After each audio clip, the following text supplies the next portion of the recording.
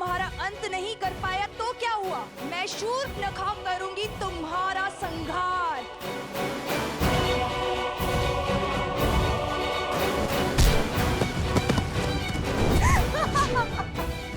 लो कुश, जानती हूँ कि हर माया की काट खोजने में सक्षम हो तुम दोनों। तो तुम हो जिसने हमें पहले भी मारने का प्रयास किया था, और हमने पहले भी तुम्हारे प्रयास को विफल किया था। तुम्हारे कारण मेरे भाई के प्राण संकट में पड़े हैं।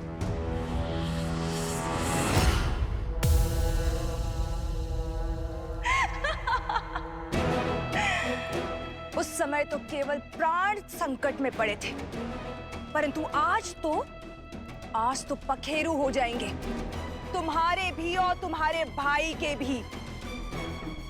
आज साम दाम दंड भेद सारी युक्तियां लगाकर, सारी शक्तियां लगाकर रघुवंश के कल और कुल का अध्याय ही समाप्त कर दूंगी मैं।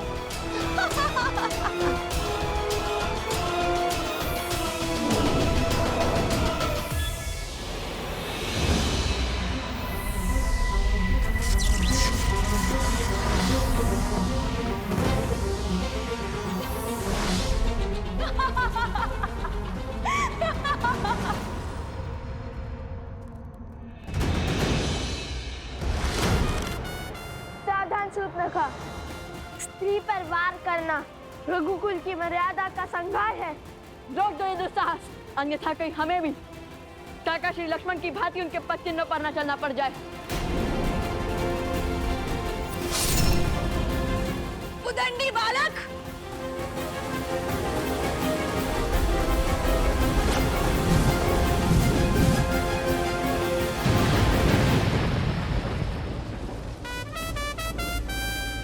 असंभव।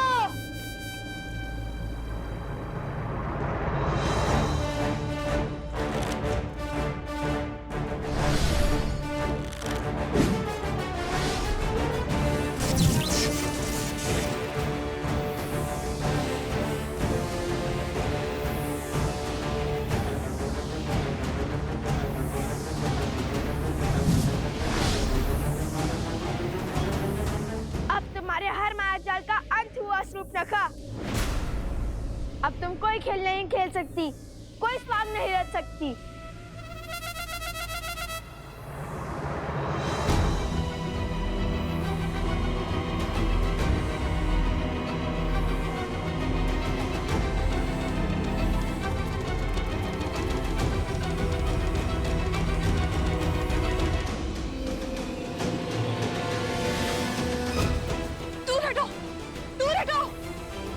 ये स्त्री नहीं, राक्षसनी है।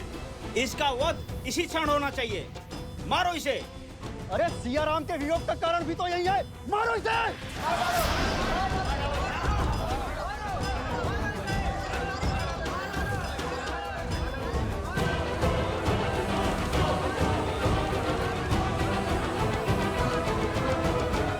मारो इसे। नहीं, माना कि एक राक्षसी है, किंतु है तो एक स्त्री ही ना, एक माता ही ना। धरती पर प्राण देने वाली स्त्री का मन कोमल होता है, उसका मन सबसे विशाल होता है, जो स्वयं असहनीय पीड़ा सहकर अपने संतान को जीवन दान देती है। और स्त्री का वध वेदों में, शास्त्रों में जघन्य अपराध माना गया है। आप ज्ञान के केंद्र मिथिला की प्रजा हैं और धर्म की रक्षक मैथिली के प्रिय हैं। आप इस पाप के भागी मत बनिए और मेरी मानिए, इसे जाने दीजिए। महाराज जनक की पावन धरा पर एक स्त्री का रक्त बहाना शुभ नहीं होगा। लवकुश का कथन उचित है। प्रकृति कुकर्म का दंड स्वयं देती है और इसे भी इसके कुकर्म का दंड अवश्य मिलेगा। जाने दो इसे।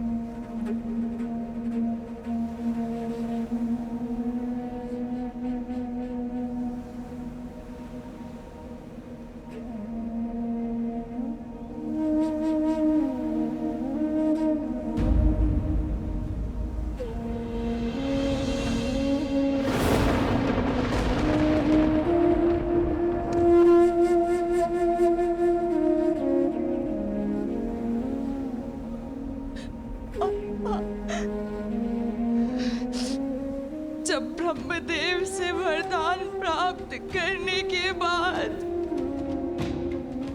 इस भूमि पर आपने अपने पांव रखे थे और आपने अपना दिग्विजय आरंभ किया था।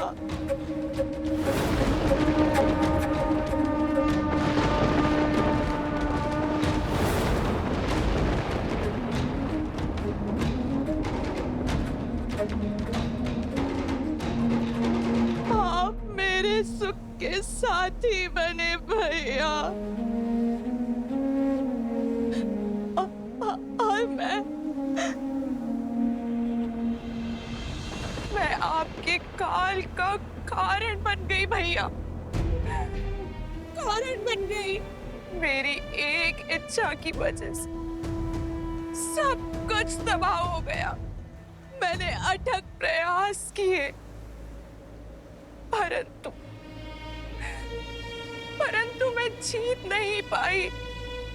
सत्य कहा था सीता ने कि राम और सीता को पृथक करना असंभव है, और जिसने भी चेष्टा की वो काल का ग्रास बन गया भैया।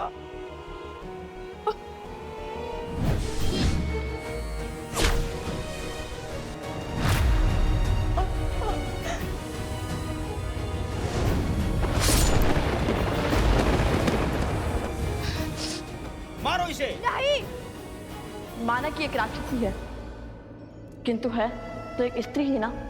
और मेरी मानिए, इसे जाने दीजिए। और आज उन्हीं राम और सीता के पुत्रों ने मुझे बचाया। जिस राम और सीता को पृथक करने के प्रयास में इस समस्त चक्र का आरंभ हुआ। सत्य कहा था सीता ने कि संसार को दोष देते देते मैं स्वयं के भीतर झांकना तुम भूल ही गई। तुम्हारे हर शब्द की प्रतिध्वनि अभी भी मेरे कानों में गूंज रही है सीता। खेद है मुझे। मेरा परिवार, मेरे कुल का सर्वनाश का कारण मैं बन गई। अब मुझे शीघ्र जाना होगा अपने कुल, अपने भैया दशानन के पास, ताकि मैं उनसे क्षमा मांग सकूं।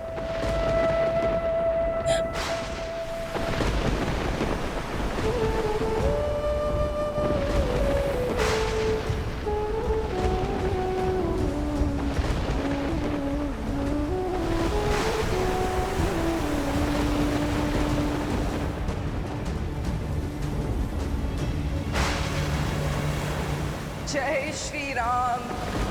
भज मन राम नाम सुखदाई, भज मन राम नाम सुखदाई।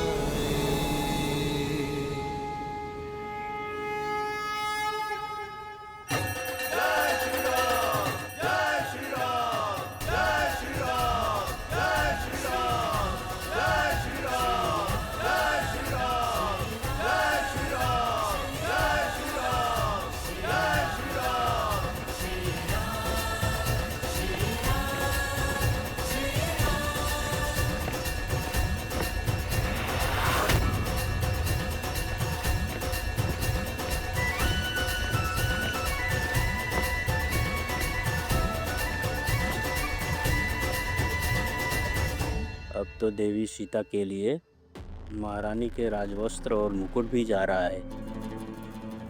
अब तो अपनी योजना बताओ। अनेक और धीरज रखो मित्र, कुछ ही क्षणों में उचित समय हमारे समक्ष होगा।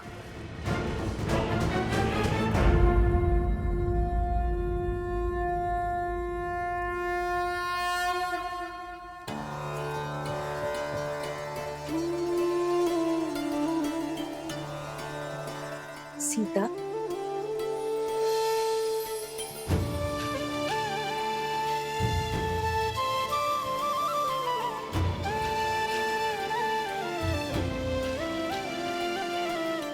माता,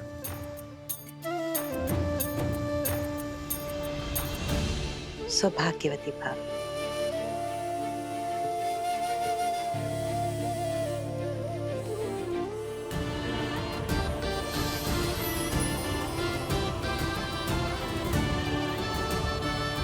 संपूर्ण अयोध्या अपनी महारानी सीता को देखने के लिए आतुर है।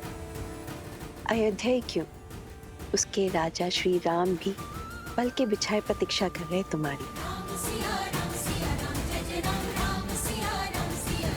क्षण भर दीजिए माता, अपनी अंतिम प्रार्थना संपूर्ण कर मैं सज हो जाती हूँ।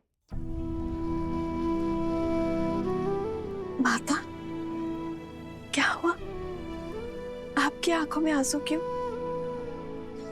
अरे कुछ नहीं, बस अपने सौभाग्य के आभास हुआ है। सच सीता, ये सौभाग्य है हमारा, राम का, अयोध्या का, कि तुम हमें मिली। प्रजा के लिए महारानी माता समान होती है। अब पुनः अयोध्या को अनाथ करके मत जाना सीता।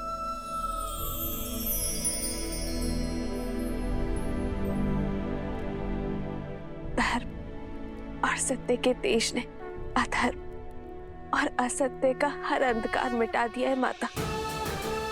अब मैं भला इस पावन नगर और अपनी प्रजा से पृथक कैसे हो सकती हूँ? आप अपने मन का हर सत्य, हर चिंता त्याग दीजिए। राजकुमारों के साथ साथ रात्रि में आपको भी अपने हाथों का महाभोज खिलाऊंगी मैं।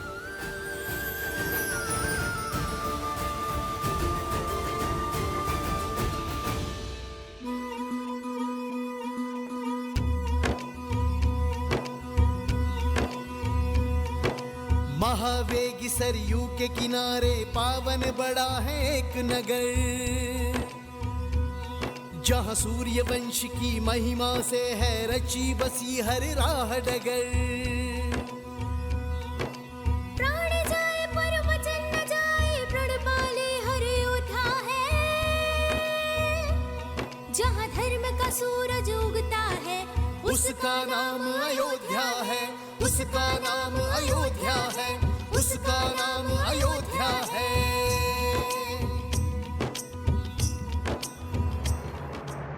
लक्ष्मण कहाँ जा रहे? उन उद्दंडियों को रोकने भैया। अवश्य उचित अवसर की प्रतीक्षा में ही होंगे वो। यदि वो इस सभा में आ गए तो इसीलिए उन पर दृष्टि बनाए रखनी होगी।